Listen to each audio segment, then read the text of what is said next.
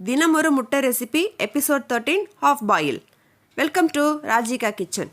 நேற்றுக்கு ஹோட்டலில் போய் சாப்பிட்டோங்க. சிக்கன் சரியான காரம். சரி, ஓகே, அதை ஏதாவது மேக்கப் பண்ணிக்கலாம்னு சொல்லி வீட்டுக்கு பார்சல் பண்ணி எடுத்துகிட்டு வந்தாச்சு. செம காரமாக இருந்துச்சுங்க. எப்பொழுதுமே நல்லாயிருக்கும். எங்கள் நேரம் போல இருக்குது. செஃப்புக்கு என்ன கோவமோ அள்ளி கொட்டிட்டாரு காரத்தை.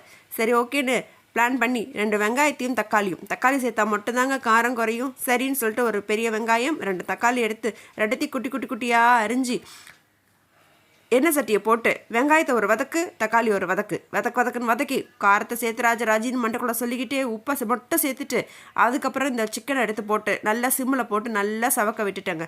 அதுக்கப்புறம் நம்மளோட தினம் ஒரு ரெசிபிக்காக ஆஃப் பாயில் பண்ணி அதையும் சேர்த்து கொடுத்துட்டோம்னா செம்ம டேஸ்ட்டாக இருக்கும்னு சொல்லிட்டு முட்டையை ஒன்று பொத்து ஊற்றி அதை ஆஃப் பாயில் மாதிரியே நல்லா வேக வச்சு மிளகுத்தூள், மஞ்சத்தூள், உப்பு மட்டும் சேர்த்து அந்த ஆஃப் பாயிலை பெரட்டி போடாமல் அப்படியே கொடுக்கலாம்.